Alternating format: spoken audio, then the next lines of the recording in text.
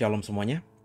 Tenang kembali dalam program The Living Wisdom. Kita akan coba mengupas, membahas tentang topik-topik yang mungkin secara doktrinal tidak terlalu kuat, tapi menarik gitu. Kenapa menarik? Karena banyak hal di Alkitab yang kita tidak terlalu anggap penting, ternyata menjadi sesuatu yang masih di area abu-abu. Di mana banyak orang Kristen tidak memahami, dan bukan cuma tidak memahami, menjelaskannya saja kadang-kadang agak belibet begitu ya. Lidahnya jadi kaku ketika menjelaskan topik-topik yang sebenarnya dianggap remeh oleh beberapa orang yang terpandang begitu ya. Sehingga banyak orang tidak mengkhotbahkan hal-hal yang seperti yang dibagikan dalam program The Living Wisdom ini, karena dianggap tidak terlalu big deal begitu. Nah, program ini memang dibuat karena saya sepanjang menjadi orang Kristen sebelum bisa menggali Alkitab dengan bijak, dengan ilmu gitu ya. Itu saya kesulitan menemukan banyak hal di Alkitab yang saya tidak bisa ketemu jawabannya. Dan andai kata ketemu jawabannya pun jawabannya sangat terbatas, tidak memiliki pilihan atau banyak pilihan. Jadi hanya satu atau dua, dan itu yang dicekokkan kepada saya. Dan saat itu saya melihat dari satu atau dua pemaparan tentang hal-hal yang menggelitik hati saya itu belum memuaskan. Keinginan tahuan saya belum terpuaskan. Nah, berangkat dari pengalaman saya itu, maka program ini dibuat supaya dengan harapan saudara akhirnya bisa menemukan jawabannya. Ya, tentu sekali lagi yang saya bagikan adalah penafsiran saya. Ya, jadi dengan Living Wisdom ini juga saya berharap Bapak Ibu mulai tergelitik untuk menyukai membaca Alkitab ya. Jadi di program Deep Talk with Pase setiap hari Senin, Rabu, dan Jumat kita coba belajar Alkitab, membaca Alkitab, menganalisanya dengan sederhana, menafsirkannya dengan sederhana secara kronologis. Sedangkan di 3 hari berikutnya, Selasa, Kamis, dan Sabtu, kita coba membahas tentang topik-topik yang tidak terlalu penting di Alkitab tapi menggelitik perasaan kita. Dan pada kesempatan ini kita akan coba membahas soal air bah. Semua orang Kristen pasti tahu soal air bah. Mungkin bisa menjelaskan air bah itu dengan cerita yang cukup menarik kepada anak-anak kita. Tapi jika ditanya lebih lagi, bagaimana bisa air bah itu muncul? Kenapa air bah itu akhirnya bisa hilang? Dan kenapa misalnya tidak lagi ada air bah? Beberapa kita mungkin kesulitan untuk menjelaskannya. Dan lewat program ini semoga membantu sehingga ke depan kalau anak kita bertanya, ada orang bertanya kepada kita soal topik air bah, paling tidak ini menjadi referensi saudara untuk bisa menjawab pertanyaan-pertanyaan itu. Yuk kita ikuti program The Living Wisdom pada kali ini soal air bah. Haleluya.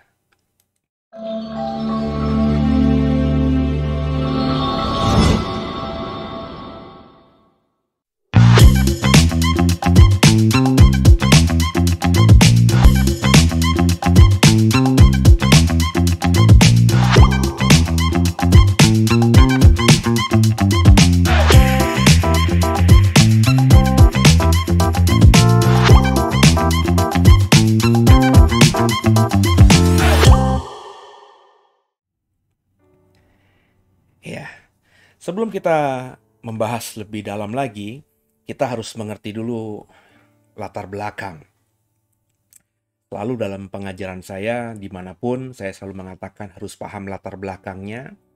Sebab cerita di Alkitab, ayat di Alkitab itu tidak mungkin berdiri sendiri.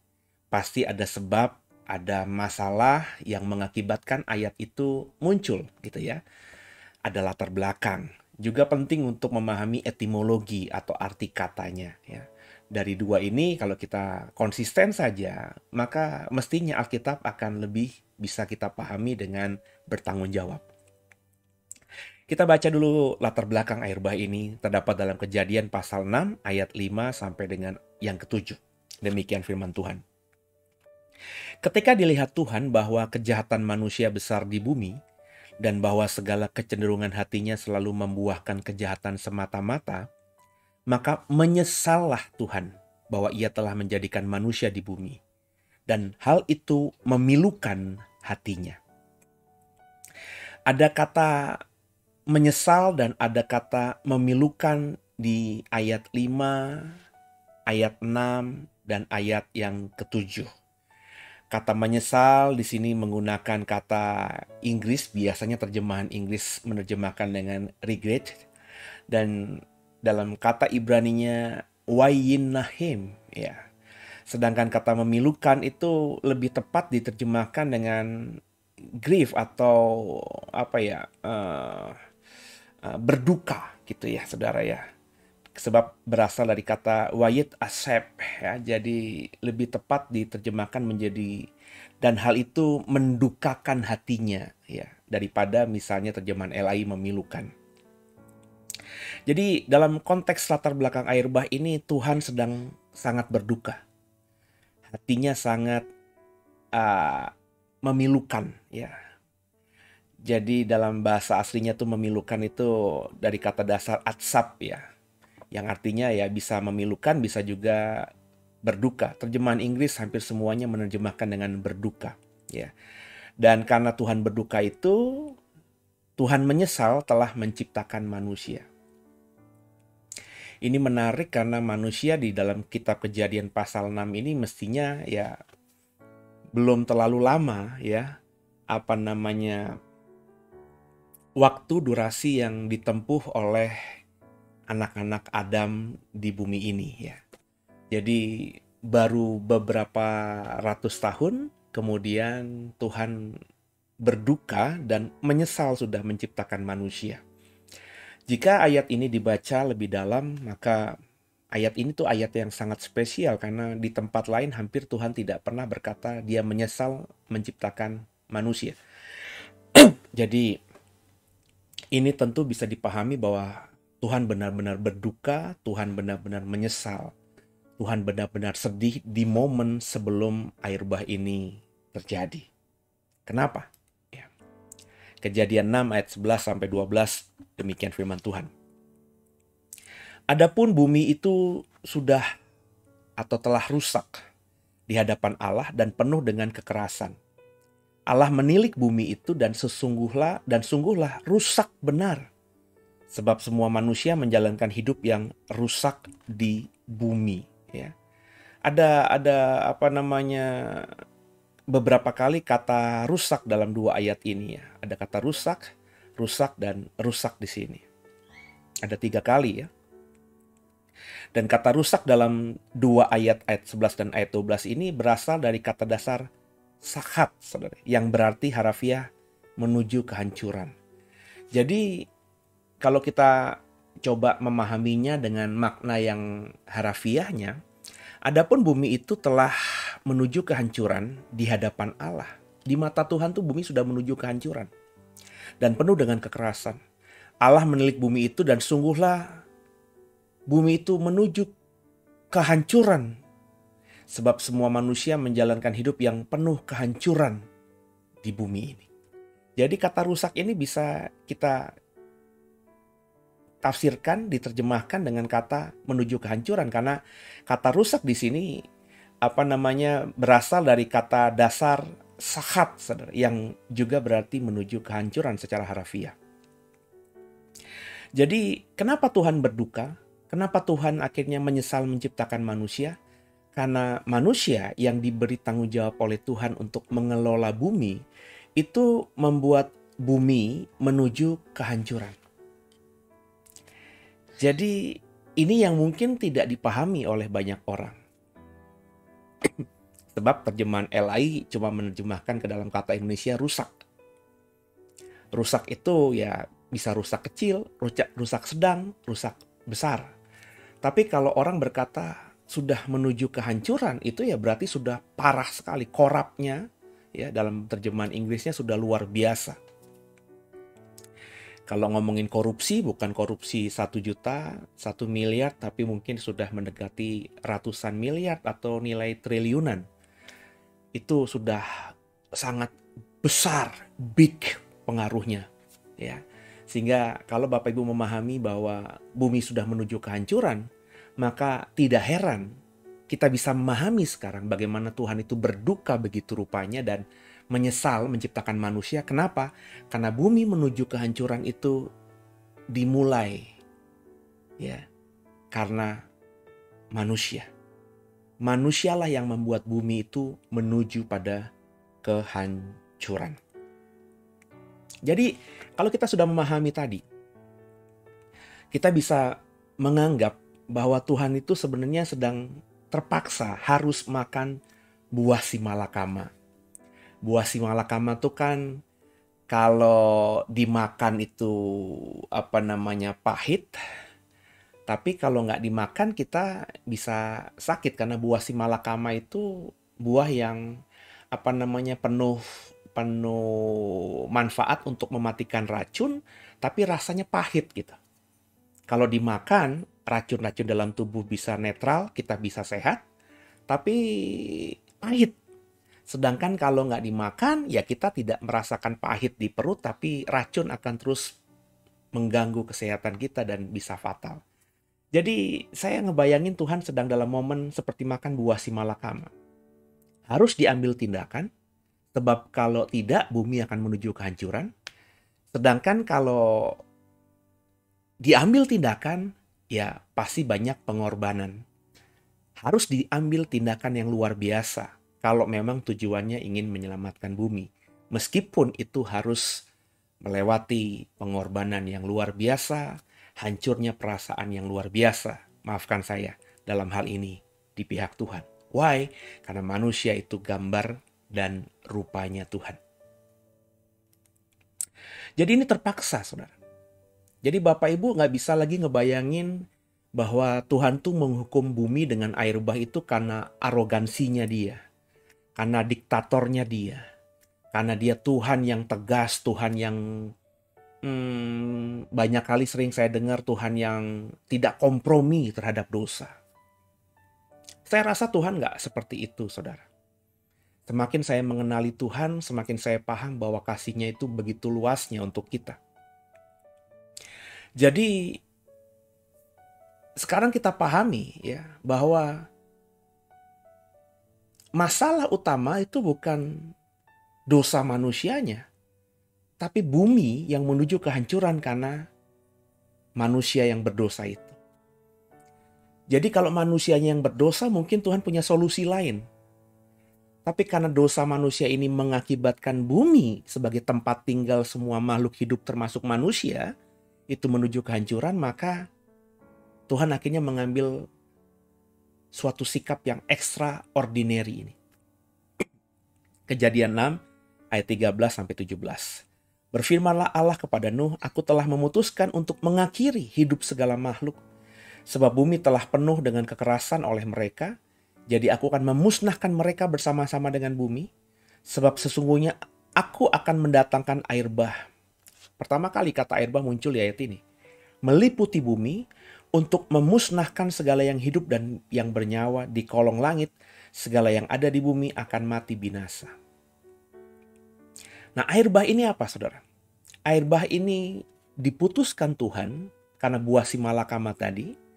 Kalau nggak diputuskan demikian, maka bumi akan menuju kehancuran. Kalau diputuskan air bah, maka ya pasti akan muncul perasaan duka yang lebih luar biasa. Karena tentu Tuhan kan begini. Satu orang bertobat, Tuhan dan seisi surga bersorak-sorai. So, bisa ngebayangin kalau satu orang mati tidak dalam Tuhan. Pernah ngebayangin begitu?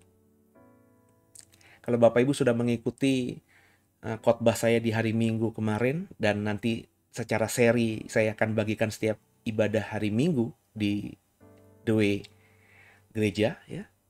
Live streaming jam 11 setiap hari Minggu, dan Bapak Ibu bisa mengikuti siaran tundanya kalau Bapak Ibu harus bergereja di gereja lokal saudara. Bahwa saya sekarang ini memahami bukan cuma satu orang bertobat sorga bersuka cita, opposite-nya, lawannya, sisi lainnya, satu orang mati dan mati bukan dalam Tuhan. Satu orang murtad itu surga ya tentu tidak berduka cita ya.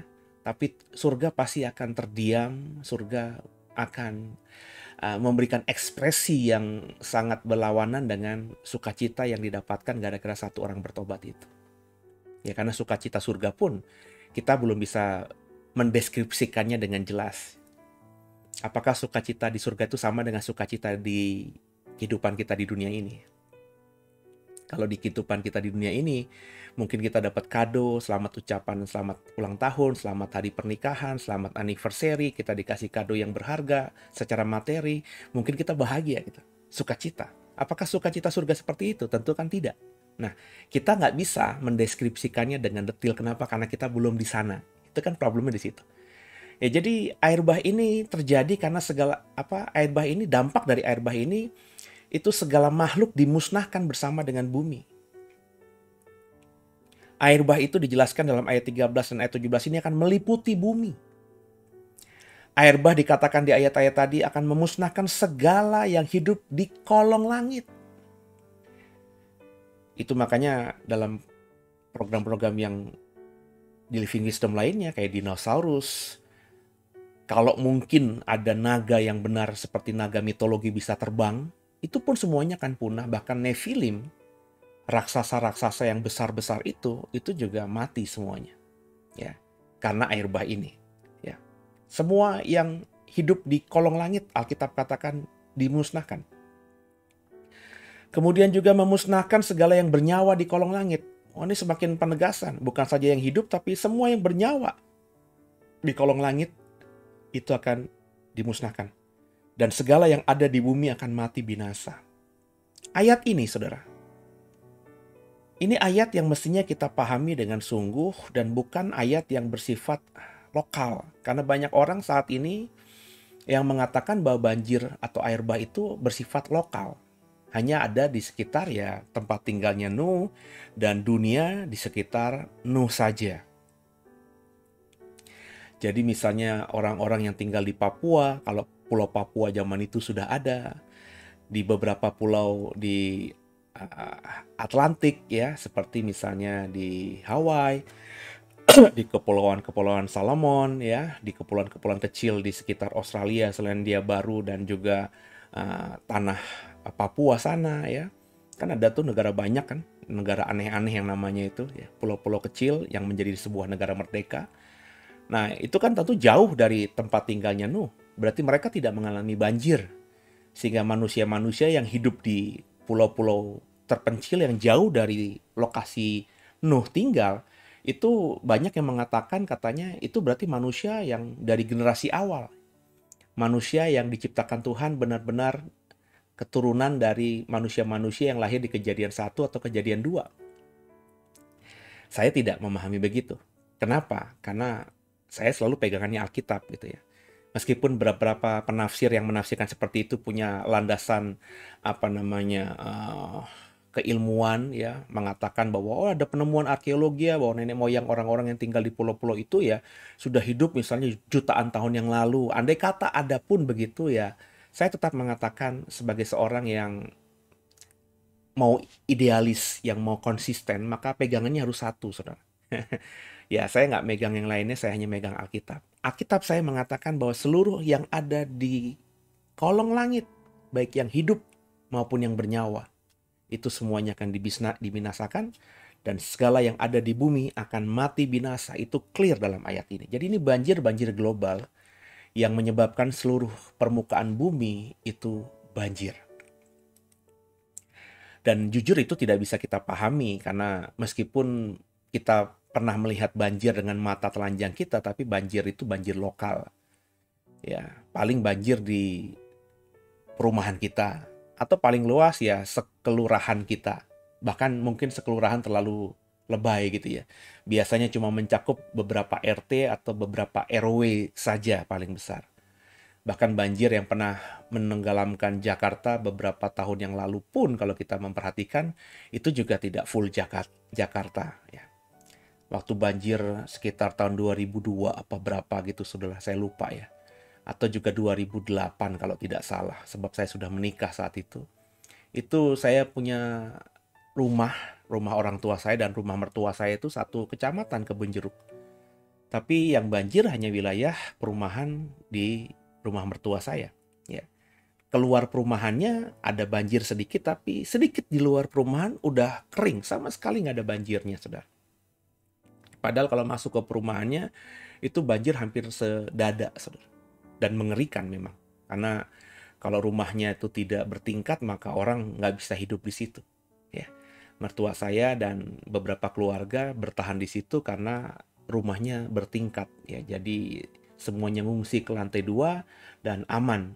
Logistik ya terbatas, tapi bisa kita kirim karena cuma sedada saya bisa terobos gitu ya.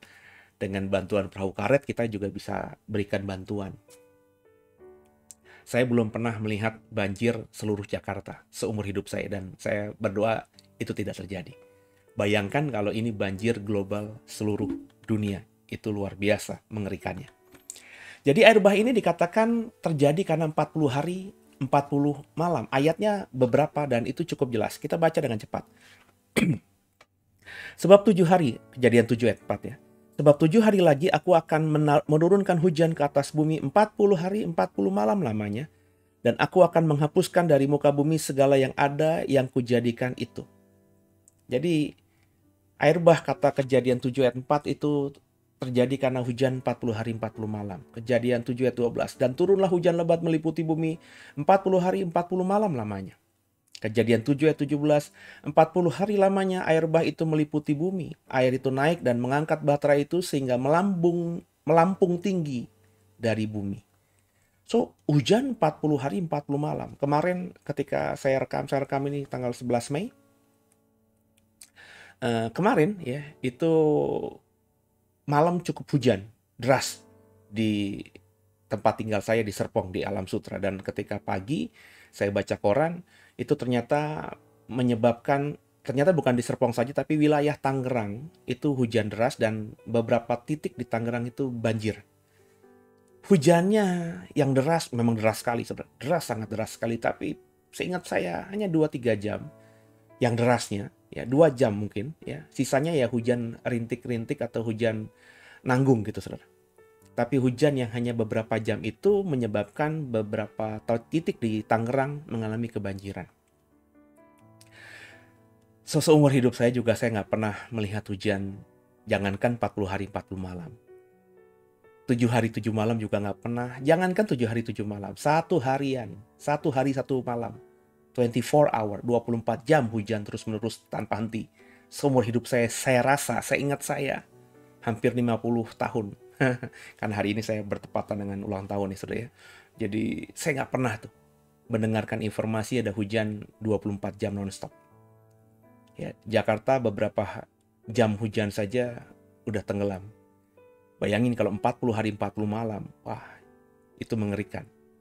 Jadi paling tidak kita bisa ngebayangin kenapa ada air bah. Hujan 40 hari 40 malam. Coba sekarang kita selidiki ya lama air bah itu. Kejadian 7 ayat 11. Pada waktu itu umur Nuh 600 tahun. Ya. Pada bulan yang kedua, pada hari yang ke-17 bulan itu saya kasih huruf merah ya. Atau di bold atau di garis bawahi ya. Pada hari itulah terbelah segala mata air samudera yang dahsyat dan terbukalah tingkap-tingkap di langit. Ini kapan dimulainya? Air bah dimulai pada tanggal 17 bulan 2 tahun 600. Maksudnya tahun di usia Nuh ya. Sebab umur Nuh 600 tahun pada bulan yang kedua, pada hari yang ke-17 bulan itu. Jadi di usia Nuh yang ke-600 tahun, di bulan yang kedua, di tanggal yang ke-17 dimulailah hujan 40 hari 40 malam itu. Kemudian Kejadian 7 ayat 24. Dan berkuasalah air itu di atas bumi 150 hari lamanya. 150 hari. Gara-gara hujan 40 hari 40 malam, maka air bah itu menimbulkan banjir atas bumi 5 bulan lamanya. 150 hari. 150 hari kalau sebulan 30 kan berarti 5 bulan. Dan Kejadian 7 ayat 24 ditajamkan di Kejadian 8 ayat 4. Dan bulan yang ke-7, pada hari yang ke-17 bulan itu, terkandaslah bahtera itu pada pegunungan Ararat. Ya. Jadi tepat 5 bulan berikutnya. Bahtera itu kandas di tanggal 17, ya, perhatikan bulan yang ke-7, pada hari yang ke-17. Di tahun yang itu, berarti tanggal 17 bulan 7 tahun 600. Berarti pas air bah muncul di tanggal 17 bulan 2, terus Bahtera itu terdampar di pegunungan Ararat tanggal 17 bulan 7, tepat 5 bulan. Berarti 5 bulan kurang lebih 150 hari. Air itu berkuasa atas seluruh bumi. Dan di bulan kelima itu, di hari ke-150, akhirnya air mulai turun dan perahu terdampar. Berarti sudah menabrak tanah sehingga tidak bisa lagi berlayar begitu ya. Dan itu berarti air sudah tidak lagi menenggelami permukaan bumi secara luar biasa. Kemudian kita baca lagi Kejadian 8 ayat 5. Sampai bulan yang ke-10 makin berkuranglah air itu, dan bulan yang ke-10 pada tanggal 1 bulan itu tampaklah puncak-puncak gunung. Tanggal 17 bulan 7 tahun 600 perahu terdampar, tapi belum kelihatan daratan. Tapi kan kalau perahu itu kan ada bagian bawah ya, bagian bawahnya itu sudah kandas gitu ya oleh nabrak daratan sehingga nggak bisa melayang lagi, nggak bisa berjalan-jalan dengan bebas. Tapi puncak gunung belum terlihat ya. Karena Bapak Ibu kalau tahu ya, kalau kapal ini badan kapal, gimana gambarnya? Oh, ini badan kapal ya. Ini badan kapal. Nah, tentu bagian bawah kapal itu kan ada di bawah permukaan air gitu ya. Dan ini sudah daratan sehingga dia tidak bisa melampung atau melambung lagi atau melayang lagi, terdampar benar-benar. Tapi daratannya belum kelihatan. Dan daratan itu baru kelihatan, puncak gunung baru terlihat tanggal 1 bulan 10. Ya. Kemudian yang poin keempat, Kejadian 8 ayat 13. Dalam tahun ke-601, berarti tahun ke-601 ya, dalam bulan pertama pada tanggal 1 bulan itu, sudahlah kering air itu dari atas bumi. Kemudian Nuh membuka tutup bahtera itu dan melihat-lihat ternyata muka bumi sudah mulai kering. Jadi di tanggal 1 bulan 1 tahun 601, Nuh keluar bahtera dan melihat, oh ya, daratan sudah kulihat ya, sudah kering gitu ya. Air sudah kering. Tapi Nuh belum keluar. Baru pada Kejadian 8 ayat 14, dalam bulan yang kedua, pada hari yang ke-27 bulan itu, bumi telah kering. Jadi Nuh baru keluar dari bahtera itu tanggal 27 bulan 2 tahun 601. Dari ayat-ayat yang saya paparkan ini, kita akhirnya bisa menemukan pengertian kita ya, berapa lama air bah itu, berapa lama Nuh di dalam bahtera itu. Jadi Nuh masuk bahtera itu tanggal 10 bulan 2 tahun 600. Kenapa? Karena ketika hujan mulai turun 40 hari 40 malam, kalau kita membaca Kejadian pasal 6 dengan lengkap, Nuh sudah ada di dalam bahtera ini 7 hari 7 malam. Jadi Nuh dan semua binatang-binatang itu sudah berada di dalam bahtera 7 hari. Terus pintu semua sudah ditutup. Hujan belum turun. 7 hari kemudian baru hujan turun. Jadi kalau Nuh masuk bahtera tanggal 17, kalau hujan itu mulai turun tanggal 17 bulan 2 tahun 600, maka 7 hari sebelumnya, berarti tanggal 10 bulan 2 tahun 600, Nuh sudah masuk ke dalam bahtera. Kalau Bapak Ibu mengerti poin ini, ya Bapak Ibu berarti bisa tahu bagaimana orang-orang mengolok-olok Nuh selama 7 hari itu. Bukan saja 100 tahun pembuatan bahtera, karena pembuatan bahtera nanti saya bikin video kalau Bapak Ibu emang mau bertanya soal itu. Jadi silakan yang mau mempertanyakan bahtera itu bagaimana cara ngebuatnya ya. Karena ada yang menafsirkan bahtera itu dibuat dari kayu jati dan kayu jati hanya ada di Indonesia. Jangan-jangan bahtera Nuh itu dibuat di Indonesia. Berarti Nuh juga hidup di Indonesia. Kurang lebih begitu ya. Ada banyak. Ya Bapak Ibu lihat YouTube orang-orang aja gitu ya. Kalau Bapak Ibu penasaran, ya nanti bikin komentar yang banyak di kolom pertanyaan atau kolom komentar. Dan nanti kalau cukup banyak yang bertanya, ya saya nanti akan buat videonya. Tapi kalau enggak, Bapak Ibu sudah paham dengan apa kata Alkitab, ya ngapain saya bikin buat gitu ya. Karena saya hanya akan membagikan apa yang tergelitik di hati saya dan juga kalau memang itu kebutuhan Bapak Ibu. Jadi 7 hari itu Nuh sudah diolok-olok. Ketika Nuh masih dalam proses pembuatan bahtera, dia sudah diolok-olok, tapi orang-orang juga paling mengoloknya, aneh kamu, ngapain sih bikin bahtera? Buat apa sih bikin bahtera? Tapi ketika Nuh masuk ke dalam bahtera dengan binatang-binatang itu, pintu ditutup 7 hari. Itu kan cukup lama, saudara. Orang-orang yang notabene orang-orang itu ya bukan cuma orang luar, tapi juga ayahnya Nuh mungkin, keponakannya Nuh mungkin, adik kakaknya Nuh mungkin, tetangganya Nuh mungkin, saudara-saudaranya Nuh mungkin. Itu yang mengolok-olok, ngapain sih dasar di udah gila kali kalian ya, masuk ke dalam tempat ditutup lagi, ada binatang lagi tinggal di dalam.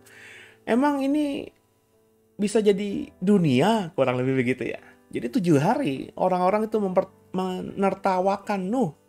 Dan Nuh juga tentu saya yakin hari pertama masih oke, hari kedua nggak ada apa-apa nih. Hari ketiga nggak ada apa-apa nih. Bapak Ibu bisa bayangkan perasaannya Nuh.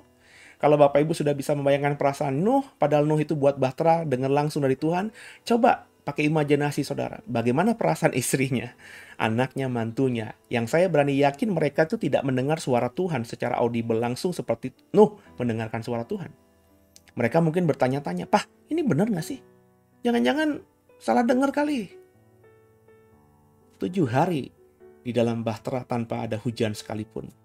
Itu menimbulkan sesuatu yang bertanya-tanya cukup kencang dalam hati manusia-manusia, termasuk Nuh mungkin, 8 orang itu dalam bahtera. Baru pada hari ke-7, hujan turun 40 hari 40 malam. Tadinya orang di luar bahtera mentertawakannya, tapi ketika hari berganti hari, air mulai membanjiri wilayah tersebut, orang-orang mulai berteriak minta tolong kepada Nuh agar membukakan pintu bahtera itu. Tadinya tertawaan, sekarang jeritan-jeritan yang membuat bulu kuduk merinding yang terdengar. Ya. Kemudian bumi tertutup 5 bulan. Karena 40 hari 40 malam hujan itu, bumi tertutup 45 bulan namanya. Oke?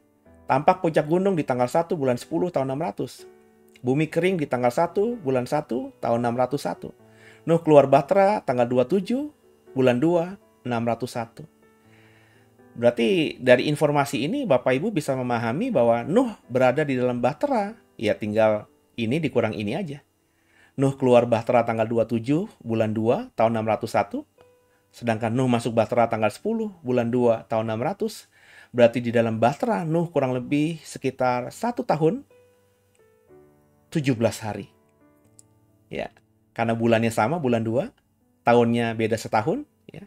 Ini tahun 600, ini tahun 601. Dan tanggalnya masuk bahtera tanggal 10, keluar bahtera tanggal 27. 17 hari, 1 tahun. Atau 1 tahun, 17 hari Nuh berada di dalam bahtera. Dan itu waktu yang sangat lama. Di dalam bahtera tidak tahu apa-apa dunia luar. Dan lagi di dalam bahtera banyak binatang-binatang yang tentu dengan bau natural mereka yang mungkin tidak enak di penciuman. Dan Nuh bersama keluarganya tinggal bersama semuanya itu selama 1 tahun 17 hari. Nah, kalau Bapak Ibu sudah memahami ini, tentu pertanyaannya dari mana asal air bah itu? Dari mana asal hujan 40 hari 40 malam? Sebab semendung-mendungnya awan, masakan bisa menumpahkan hujan selama 40 hari 40 malam? Ya. Ini kan pertanyaan. Coba kita dalami. Kejadian 7 ayat 11. Pada waktu umur Nuh 600 tahun, pada bulan yang kedua, pada hari yang ke-17 bulan itu, pada hari itulah terbelah segala mata air samudra raya yang dahsyat, dan terbukalah tingkap-tingkap di langit. Inilah informasi yang kita dapatkan, saudara. Dari mana air itu bisa menenggelamkan bumi? Ada 2. Ya. Yang pertama, semua air dari bumi keluar. Terbelahlah segala mata air samudra raya. Ya, bahasa harafiahnya tuh dari bahasa aslinya ya. Terbukalah segala sumber air. Bahkan yang ada di jurang yang paling dalam di dalam bumi. Seperti Bapak Ibu tahu, kalau kita suka pecinta alam begitu ya. Ya kayak National Geographic, Bapak Ibu suka video-video tentang fenomena-fenomena alam yang luar biasa, kita pasti akan menemukan video di beberapa belahan dunia ada sungai di dalam tanah, ya. Ada mata air bahkan di dalam tanah. Saya pernah melihat videonya, itu orang masuk ke goa, ya. Jadi masuk ke dalam goa gitu, ya, dalam gitu ya. Terus dalam goa itu ternyata ada sungai. Dan sungai itu bisa membawa kita ke dalam bagian bawah lagi. Dan di bagian bawah itu ada daratan dan ada air mancur lagi, air terjun, Saudara. Saya lupa videonya di mana, tapi kalau Bapak Ibu bisa cross check di YouTube pasti Bapak Ibu akan temukan itu. Berarti ada sumber air, mata air terjun yang lokasinya tuh ada di bawah permukaan bumi. Bayangin, Saudara, ya.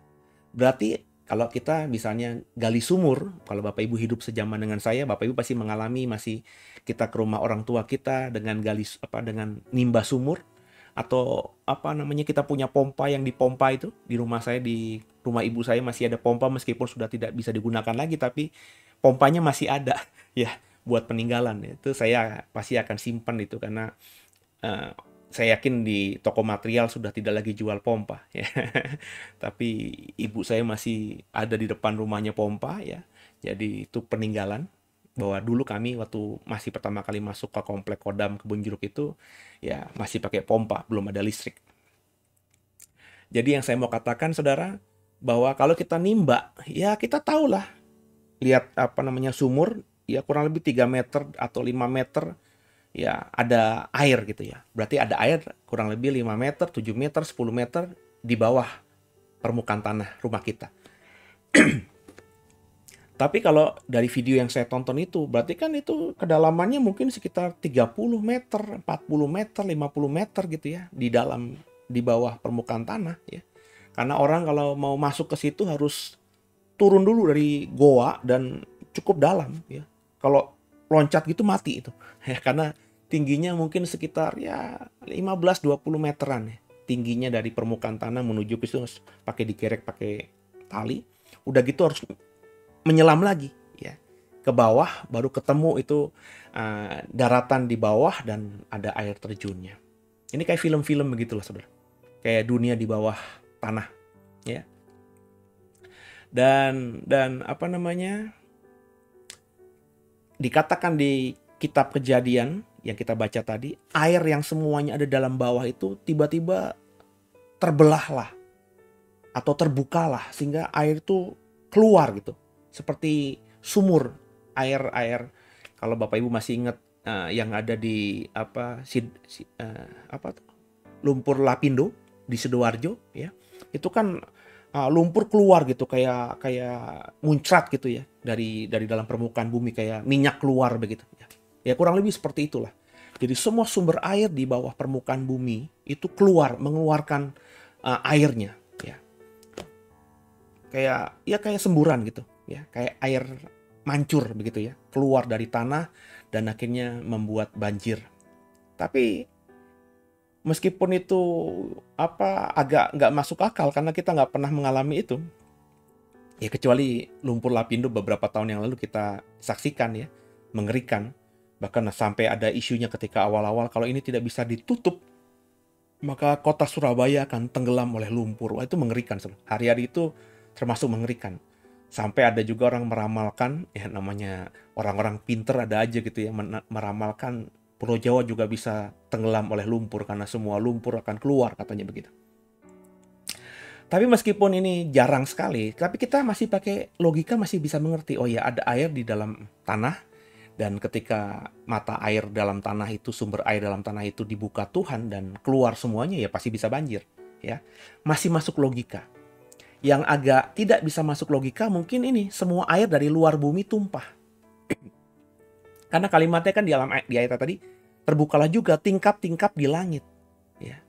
Nah, kata tingkap-tingkap ini dari kata Ibrani wa'arubot. Wa'arubot ini berasal dari kata dasar arubah. Arubah ini secara harfiah berarti the floodgates atau pintu air. Berarti kalimatnya dalam ayat itu, terbukalah pintu air di langit. Nah, pertanyaannya, apa maksud pintu air di langit? kok ada pintu air di langit? Kok ada air di langit? Oke, kalau air di langit mungkin dalam ilmu SD kita, kita tahu awan itu air. Apakah itu yang dimaksudkan oleh pintu air di langit? Sehingga awan-awan itu terbuka semuanya sehingga akhirnya banjir. Tapi kan kita tahu juga semendung-mendungnya awan, sebanyak-banyaknya awan, ya, apakah ketika semua awan itu dibuka sama Tuhan, terus tumpah itu airnya, itu bisa membanjiri bumi. Paling tidak bisa membuat hujan 40 hari 40 malam. Ini kan sesuatu yang tidak bisa kita pahami dengan pemikiran modern sekalipun, Saudara. Bagaimana mungkin ada hujan non-stop 40 hari 40 malam? Ya. Nah, ini berarti ada sesuatu yang extraordinary. Apa itu pintu air di langit? Jadi saya pakai gambar 2 dimensi ya, Saudara ya. Kejadian 1 ayat 2, demikian firman Tuhan. Bumi belum berbentuk dan kosong, ya. Dikatakan gelap gulita menutupi samudera raya dan roh Allah melayang-layang di atas permukaan air. Berarti permukaan bumi ketika hari pertama sebelum Tuhan ciptakan terang dan gelap, ya. Dikatakan roh Allah melayang-layang di atas permukaan air. Permukaan bumi ini ditutupi oleh samudera raya. Ini bumi, Saudara. Belum ada daratan, belum ada pulau-pulau. Roh Allah melayang-layang di atas permukaan air. Makanya dikatakan bumi belum berbentuk dan kosong. Ini semuanya air. Kalau ini planet bumi, bumi itu semuanya air. Ditutupi air. Tapi apakah di dalam air itu ada gunung, ada daratan tinggi, daratan rendah? Ya tentu ada. Seperti kalau Bapak Ibu suka diving, menyelam. Ketika kita menyelam ya di dalam air itu beberapa puluh meter di bawah air, ya kita akan menemukan ya nggak rata begitu ya. Ada gundukan yang mungkin tingginya 3 meter, 5 meter. Kita bisa masuk lagi ke dalam lembah di dalam permukaan air itu begitu dalamnya. Ya sudah ada bentuk yang tidak beraturan di dalam atau di bawah permukaan air itu. Tapi kalau andai kata kita melihat dari pesawat luar angkasa di zaman Kejadian pasal 1 ini sebelum penciptaan ya yang kita lihat cuma biru saja. Kenapa? Karena semuanya isinya air. Nangkep ya, Saudara ya. Kejadian 1 ayat 9. Berfirmanlah Allah, hendaklah segala air yang di bawah langit berkumpul pada satu tempat sehingga kelihatan yang kering, dan jadilah demikian. Lalu Allah menamai yang kering itu darat dan yang kumpulan air itu dinamainya laut. Allah melihat bahwa semuanya itu baik. Nah, daratan. Ini Kejadian 1 ayat 9 itu berbicara mengenai terbentuknya daratan. Dan daratan baru diciptakan pada hari ketiga, Saudara. Ya. Daratan baru diciptakan Tuhan di hari ketiga. Ya. Nah, berarti sebelum hari ketiga ya bumi seperti ini, air. Ya. Bumi itu ya lautan dalam, Saudara. Samudra raya. Ya. Belum ada daratan sama sekali. Lanjut. Kejadian 1 ayat 6. Ini penciptaan hari kedua. Berfirmanlah Allah, jadilah cakrawala di tengah-tengah segala air untuk memisahkan air dari air. Maka Allah menjadikan cakrawala dan ia memisahkan air yang ada di bawah cakrawala itu dari air yang ada di atasnya. Dan jadilah demikian. Di hari kedua, ketika Tuhan di hari pertama itu menciptakan terang dan gelap, dan bumi belum berbentuk, masih kosong, roh Allah melayang-layang di atas permukaan air. Di hari kedua, Tuhan menciptakan cakrawala atau langit. Ya. Ketika Tuhan menciptakan cakrawala atau langit, ada air di atas langit dan ada air di bawah langit. Air di bawah langit itu air yang ada di permukaan bumi. Daratan belum ada. Ini hari kedua, ini penciptaan hari kedua. Daratan baru ada di hari ketiga. Nah, gambarnya kurang lebih ilustrasi 2 dimensinya begini. Ini bukan pulau ya, Saudara. Ya. Yang biru, ini yang warnanya biru, yang saya lingkar ini, perhatikan ya. Ini adalah bumi.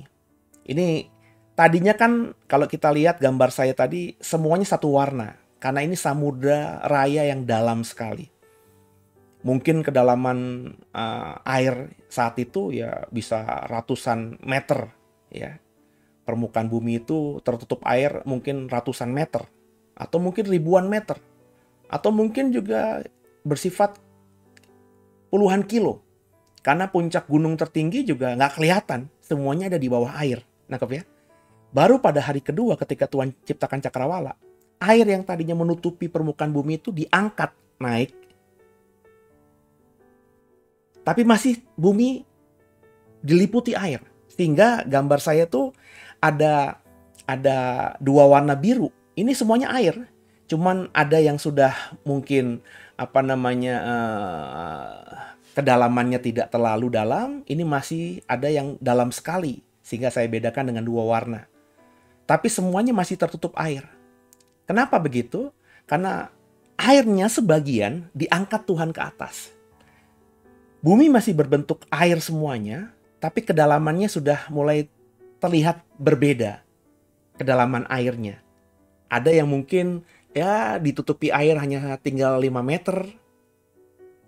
Tapi masih ada juga yang ditutupi air sampai 10 meter atau 100 meter. Bahkan beribu-ribu meter. Air masih menutupi bumi. Tapi di beberapa tempat mungkin tinggal 10 meter, tinggal 5 meter. Tadinya mungkin semuanya sama. Ditutupi air 100 meter kedalamannya. Tapi ketika sebagian air itu diangkat Tuhan ke atas, maka tentu kan air akan semakin menurun kan dari permukaan bumi kan.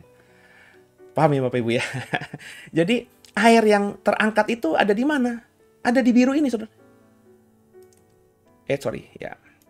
Biru ini adalah air yang ada di atas cakrawala. Sedangkan yang saya beri warna putih ini adalah cakrawala.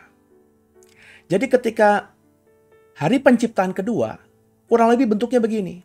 Bumi masih diselimuti oleh air, tapi tidak terlalu dalam lagi.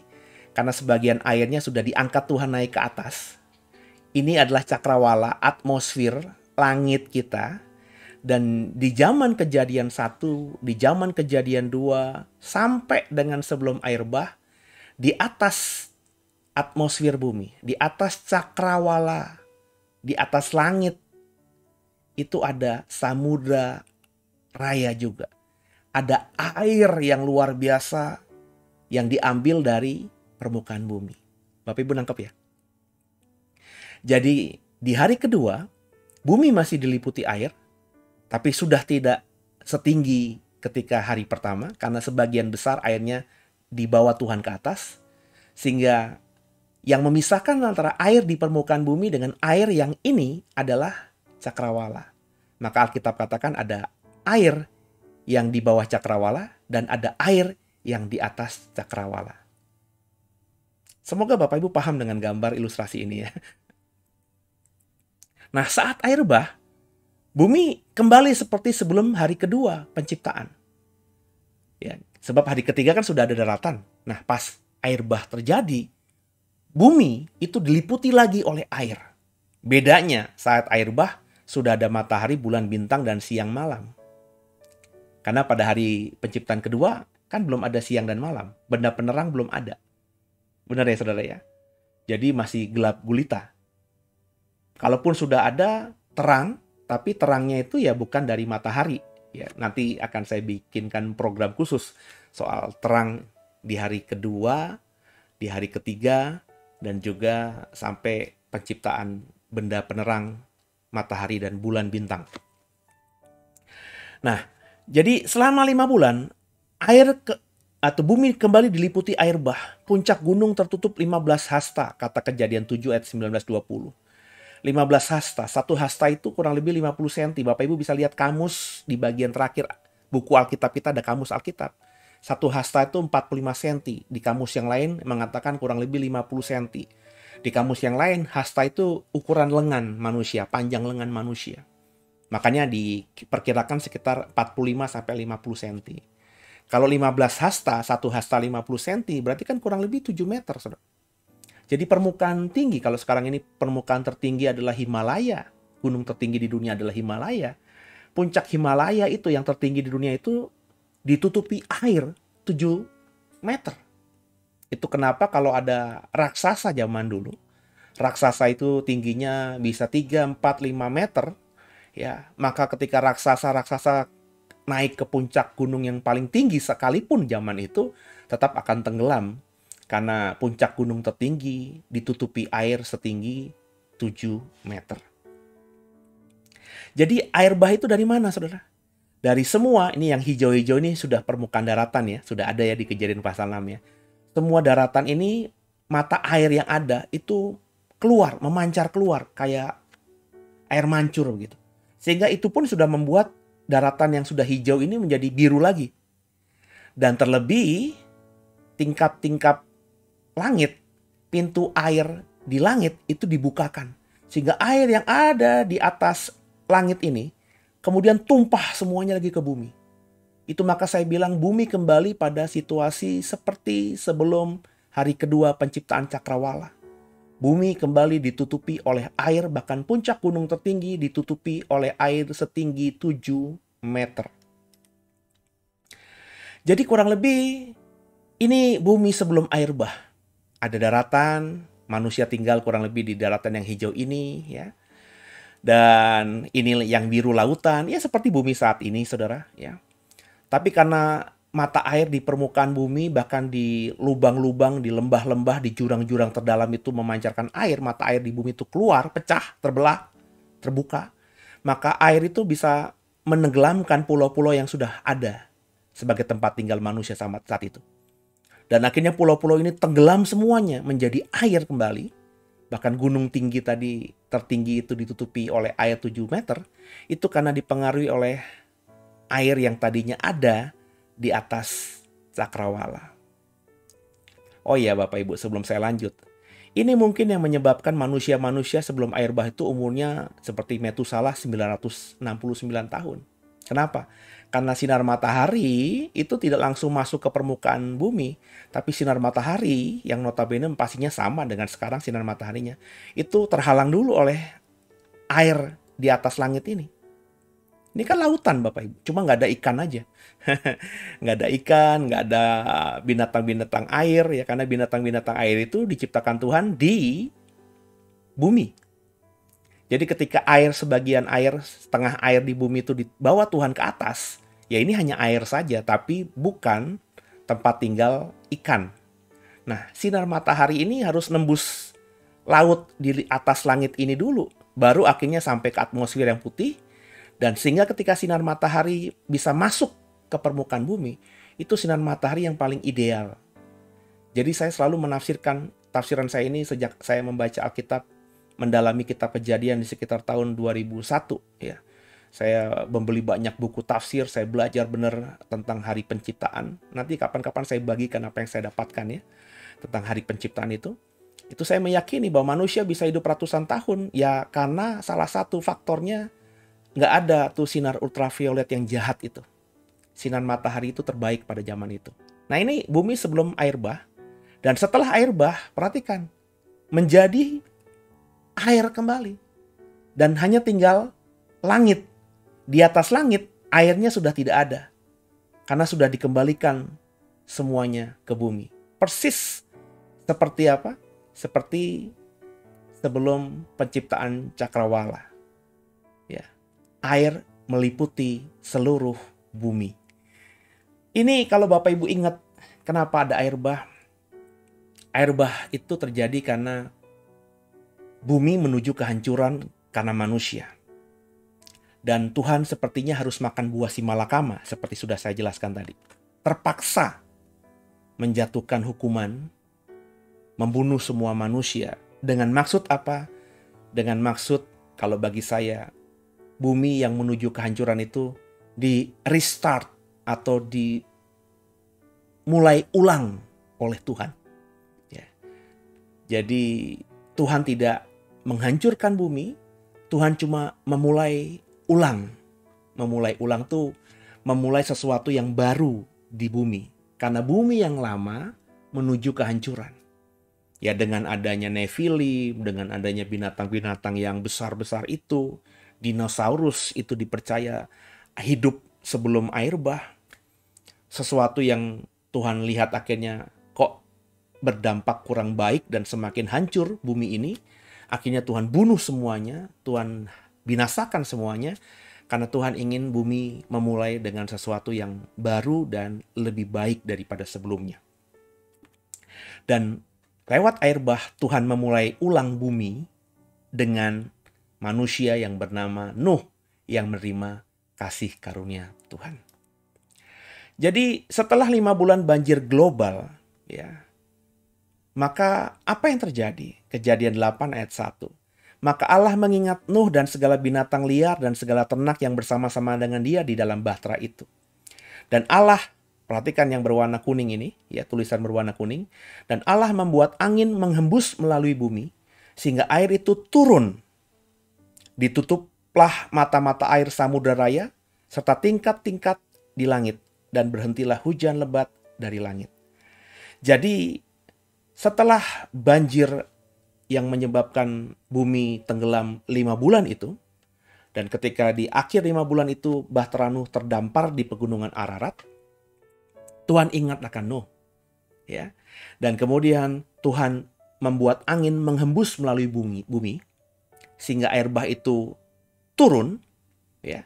Dan juga diperhatikan baik-baik, ditutup semua mata air yang ada di permukaan bumi yang tadinya dibuka tadi Tuhan. Jadi bumi yang mengeluarkan air dari mata air yang ada di bagian bumi paling dalam yang keluar, itu ditutup Tuhan lagi. Sehingga air dalam bumi tidak lagi keluar, tidak lagi memancar keluar. Dan juga air yang tersisa di atas langit, ya dalam pemahaman saya, penafsiran saya, ya yang berada di awan-awan. Karena samudera raya itu sekarang ini kalau Bapak Ibu berdasarkan informasi para astronot yang terbang keluar angkasa, ketika pesawat ulang-alik atau pesawat antariksa itu keluar dari atmosfer bumi, ya tidak menembus lautan lagi, lautan air di atas atmosfer bumi. Artinya sudah tidak ada lagi lautan air di atas atmosfer bumi. Semuanya sudah Tuhan turunkan di zaman air bah ini. Jadi yang tersisa tentu di atas langit hanya air yang ada di awan-awan seperti yang kita tahu sekarang. Ditutup Tuhan, tidak lagi hujan. Nah, inilah yang menyebabkan air bah itu turun.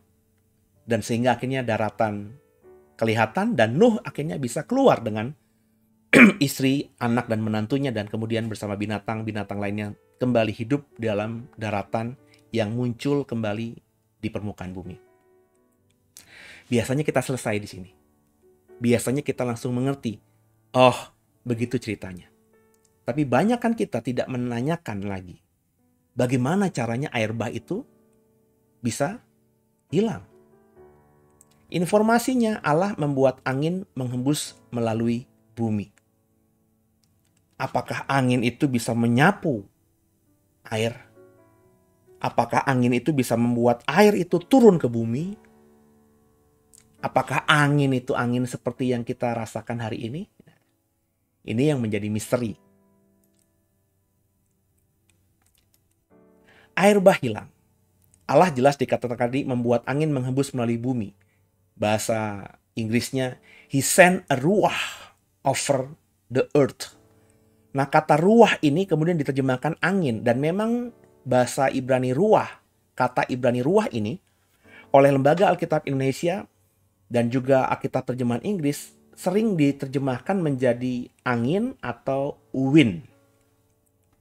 Tapi sebenarnya kata Ibrani ruah selain bisa berarti angin, juga bisa berarti spirit atau roh. Ruah Elohim, roh Allah gitu ya. Ya. Jadi ruah itu juga bisa berarti roh atau spirit. Meskipun penerjemahan ruah menjadi spirit itu tidak terlalu banyak dibandingkan penerjemahan ruah menjadi angin di dalam Alkitab Perjanjian Lama.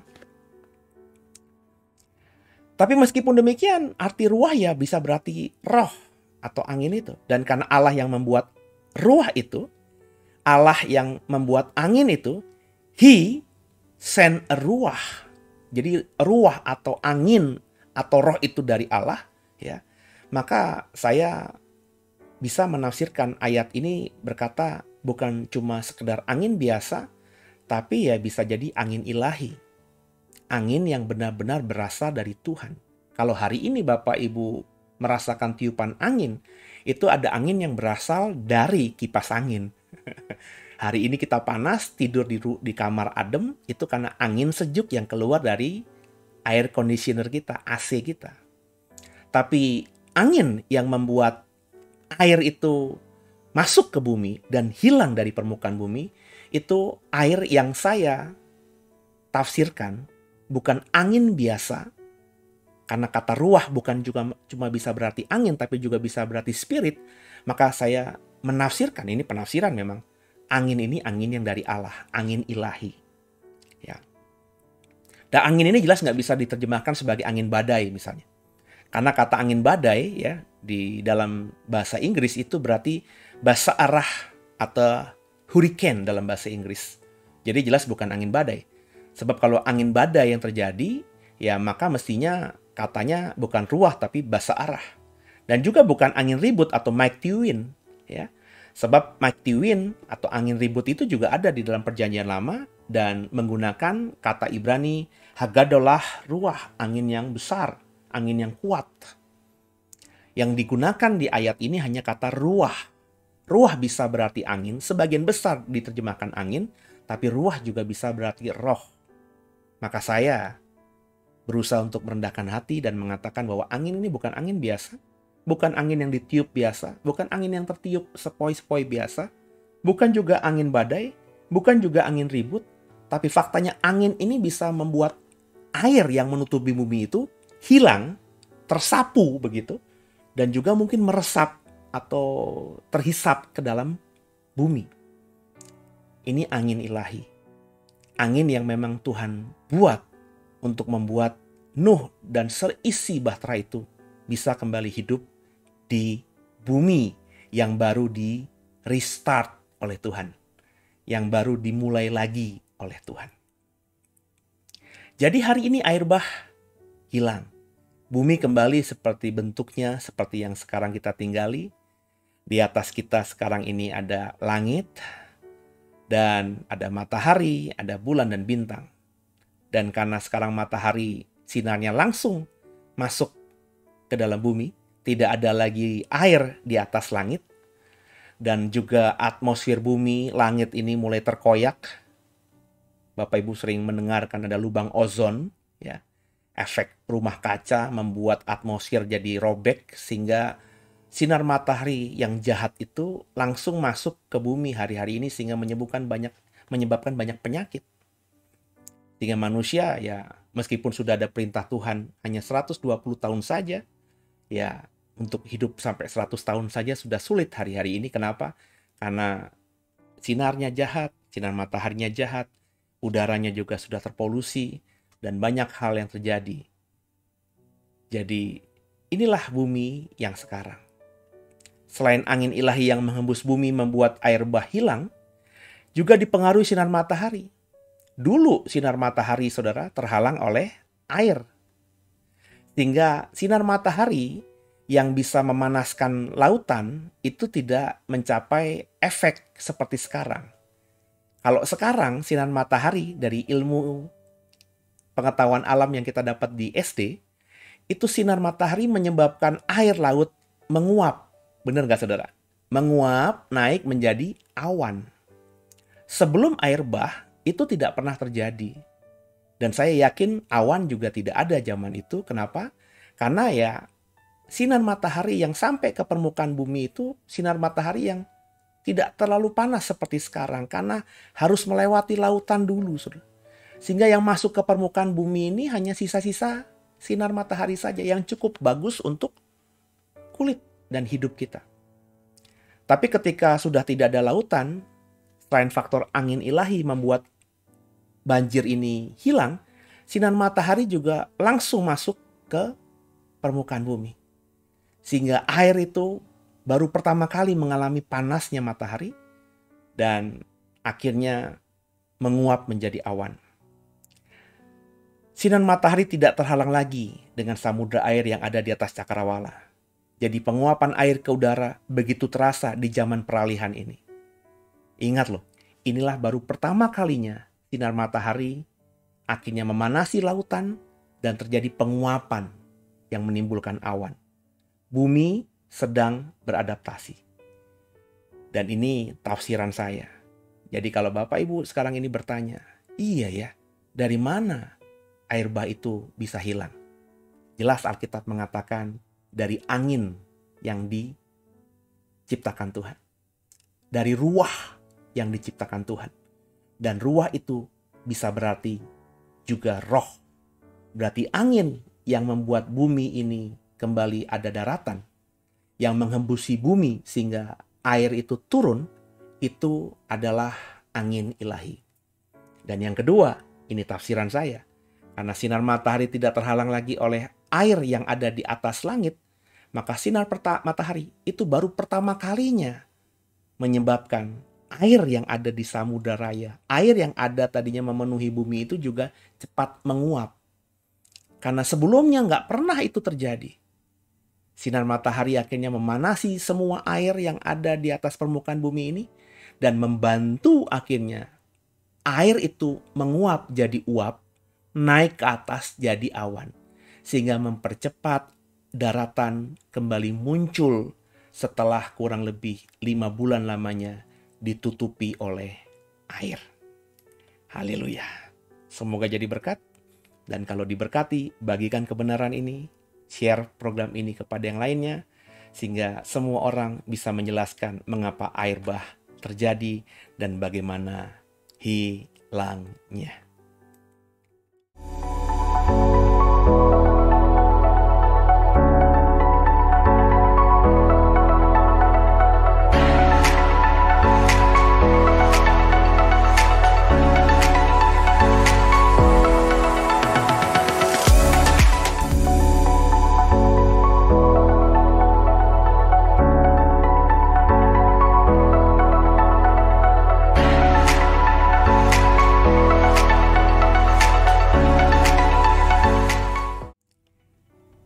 Ya, sebelum saya akhiri, saya kembali mengundang Bapak Ibu yang mau belajar Alkitab di sekolah Alkitab kami, ya, On the Way Bible Class yang akan dibuka perdana di bulan Juni. Jadi beberapa waktu yang lalu saya pernah membuat beberapa kelas lepas, tapi di tahun ini mulai bulan Juni kita akan coba secara lebih lebih terstruktur, ya. Ada kurikulumnya begitu. Sehingga Bapak Ibu yang mengikuti kelas ini, kalau ikuti terus berkelanjutan, akan punya pemahaman dasar Kristen yang sangat-sangat baik nantinya. Oleh pengajar-pengajar yang tentu belajar teologi, ya. Jadi hampir semua tenaga pengajar kami ini lulus di sekolah tinggi teologi, dan bahkan beberapa sudah master. Dan nanti mungkin di beberapa topik yang butuh pendalaman, saya akan memberikan saudara yang mengikuti kelas ini dosen-dosen atau pengajar-pengajar yang punya gelar doktoral, sehingga akhirnya semakin tajamlah saudara. Meskipun kita orang awam, tapi kita berani mengajar Alkitab karena kita tahu ilmunya. Gitu ya saudara ya. Semoga saudara bisa mengikuti, dan kalau ada masalah kendala uang, ya bukan goalnya mencari uang di kelas ini, hubungi supaya kami tahu masalahnya dan kami akan bantu sehingga semakin banyak orang nanti yang bisa ikut kelas ini. Dan untuk kelas perdana ini, ya akan dibatasi jumlah pesertanya supaya kelasnya lebih efektif. Jadi silakan mendaftar dan segera menyelesaikan formulir pendaftarannya diisi, dikirim balik ke kami. Tinggal di scan barcode aja atau menghubungi nomor yang ada, dan saudara terdaftar sebagai calon peserta, sehingga ketika nanti sudah quorum akan kami tutup, dan akhirnya kelas di bulan Juni akan kita buka. Sama-sama kita di sisa hidup masing-masing belajar memahami kebenaran dengan sungguh. Terima kasih. Jangan lupa di-share program ini, sehingga banyak orang semakin jadi berkat. Tuhan Yesus memberkati semuanya. Haleluya.